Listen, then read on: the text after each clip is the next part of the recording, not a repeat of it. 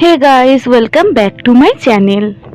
আজকে আমি দিনটি শুরু করলাম আমার মামাবাড়ি রানাঘাট থেকে। সবুজে সবুজ ভরা আমার মামাবাড়ি। তো আজকে আমাদের বাড়ি ফেরার পালা।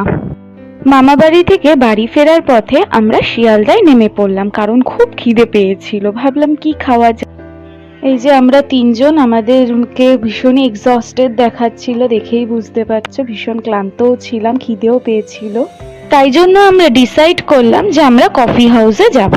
তো আজকে আমাদের ডেস্টিনেশন হলো কফি হাউস, সেই পুরনো দিনের আমাদের কফি হাউস। কলকাতার ঐতিহ্য এটি। কফি হাউসের সেই আড্ডাটা আজ আর নেই। এই গানটা তোমরা কেই বা না জানো, প্রত্যেকেই জানো এই গানটি।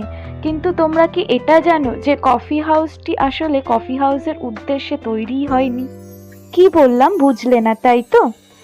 1876 সালের 28শে এপ্রিল ব্রাহ্ম সংস্কারক কেশবচন্দ্র সেন অ্যালবার্ট হল প্রতিষ্ঠা করেন।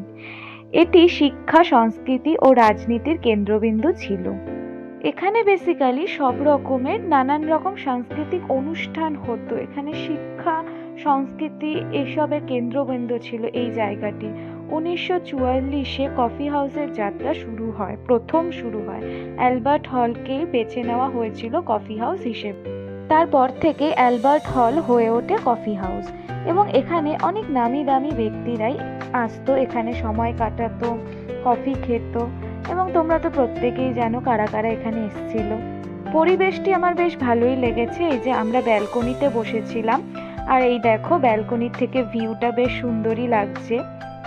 অনেকটা এলাকা জুড়ে এই কফি হাউস, দেখেই বোঝা যাচ্ছে। আর হ্যাঁ, এই অ্যালবার্ট নামটি কোথা থেকে এসেছে জানো? মহারানী ভিক্টোরিয়ার স্বামী, তার নামই হলো প্রিন্স অ্যালবার্ট, এবং তার স্মৃতির উদ্দেশ্যেই এই অ্যালবার্ট হল তৈরি হয়েছিল, মানে অ্যালবার্ট নামটি এসেছিল।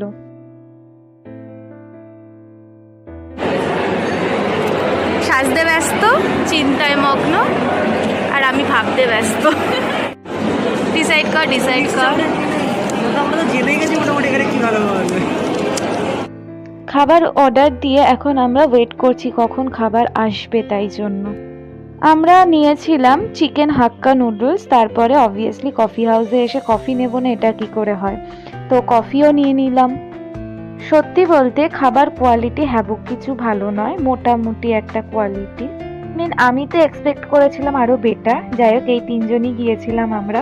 এর চক্করে আমরা আগেই নেমে এসেছি, তাই এই দেখো ওর অবস্থা। ও আমাদের ব্যাগ টেনে টেনে নিয়ে আসছিল। যেহেতু আমরা ক্লান্ত ছিলাম, এত দূর থেকে ফিরছিলাম, তো তাই জন্য আজকে এইটুকুই। এবার আমাদের বাড়ি ফেরার পালা। তো কেমন লাগলো আমার ভিডিওটি জানাতে কিন্তু ভুলো না। Please like, share and subscribe my channel. Thank you.